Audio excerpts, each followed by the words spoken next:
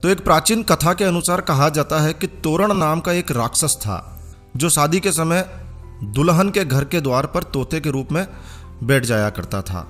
तोते का रूप धारण कर लेता और दुल्हन के घर के मुख्य द्वार पर बैठ जाया करता था। जब दूल्हा द्वार पर आता तो वो राक्षस दूल्हे के शरीर में प्रवेश कर जाता था और दुल्हन से स्वयं शादी रचाकर उसे परेशान करता था। एक बार की बात है, एक साहसी और चतुर राजकुमार की शादी तय हुई।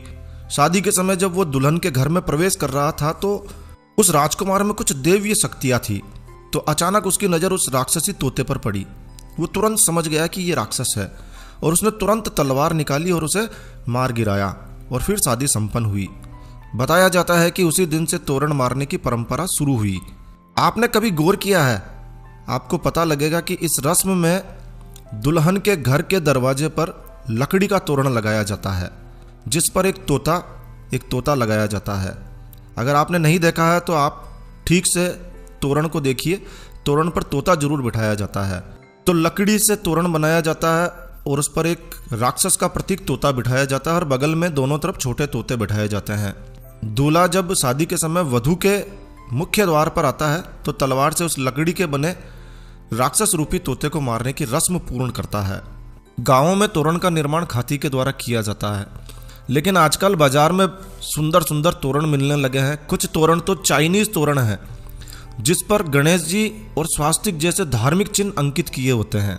और फिर क्या होता है, दूल्हा बगैर जानकारी के उन पर तलवार से वार करता है, तोरण मारने की रस्म पूर्ण करता है, लेकिन जानकारी नहीं होती है और वो गणेश जी और स्वास्तिक जैसे पवित्र चिन्हों पर अपनी तलवार चलाता है। शास्त्रों के अनुसार तोरण पर तोते का स्वरूप ही होना चाहिए, दूसरा कोई चिन्ह नहीं होना चाहिए।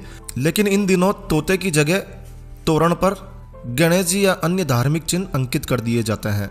दूल्हा भी तोरण की जगह उन पर ही वार करता है और कहते हैं कि भारतीय समाज में पति पत्नी के मध्य अनेक प्रकार के विवाद, तलाक बढ़ने के मामले के पीछे भी यही कारण है।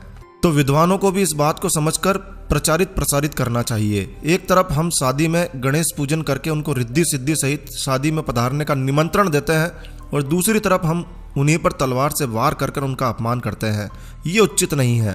तोरण की इस रस्म का ध्यान रखकर परंपरागत तोरण को ही लगाया जाना चाहिए, लेकिन जानकारी के अभाव में लोग जानते ही नहीं हैं, क्या करें। जानकारी के अभाव में जो तोरण बाजार में मिल जाता है वही ले आते हैं।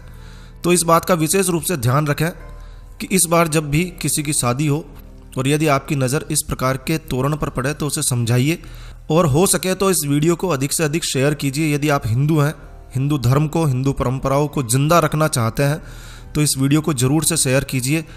दोस्तों, हम इस वीडियो के माध्यम से